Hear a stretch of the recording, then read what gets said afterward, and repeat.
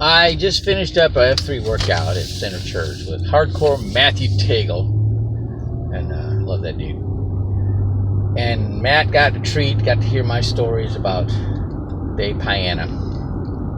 And I went to Bud's twice, and Dave was a instructor in second phase, and I used to hear about some of the sparring / fighting that would go on with him and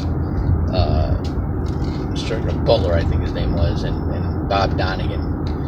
And but I didn't really know Paaina then. And then I got to SEAL Team 4, and I was told to look for Fred Fritsch by Mike McDonald. And I just got there, and the way Mike described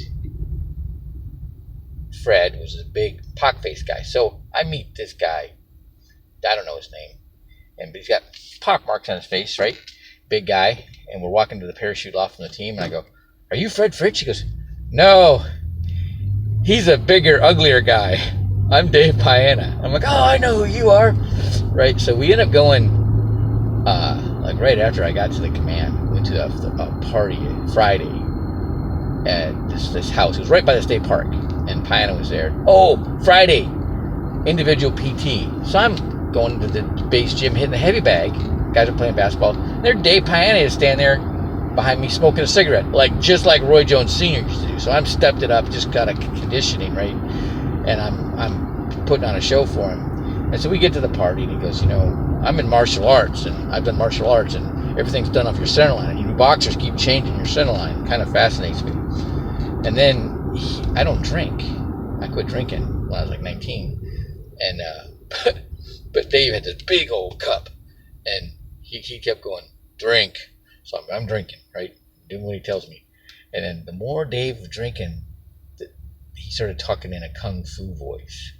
And the next thing I know, he's like, I got elbows coming right past my nose and past my head and just real fast. The next thing I know, I'm on the ground. And he didn't hit me or nothing. He did a leg sweep on me, and that didn't hurt me, but it got me to realize just, here I am, this tough guy boxer, and I'd have been totally incapacitated by Dave if he actually would have, connected with me. I'd have been done.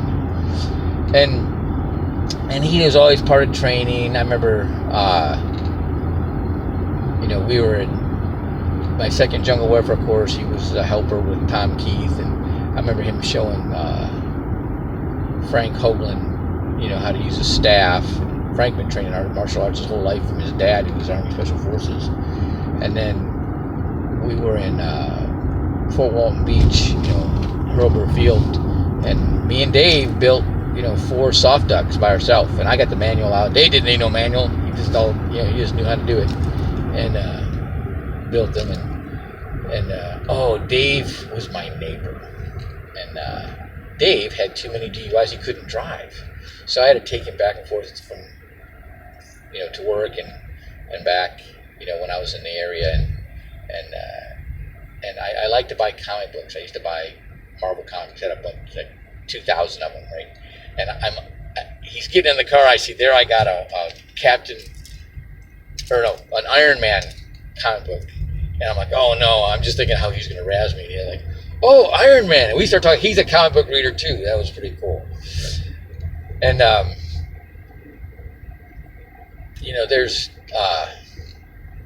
he used to tell me all kinds of stories, and he told me that he almost quit Buds because it was too easy. I'm like, yeah, whatever, dude. Whatever. Dave was in Vietnam and had the most confirmed kills with his bare hands of anybody in Vietnam. He was raised sleeping at the foot of his sensei's bed as a kid growing up. I guess he had his sensei was some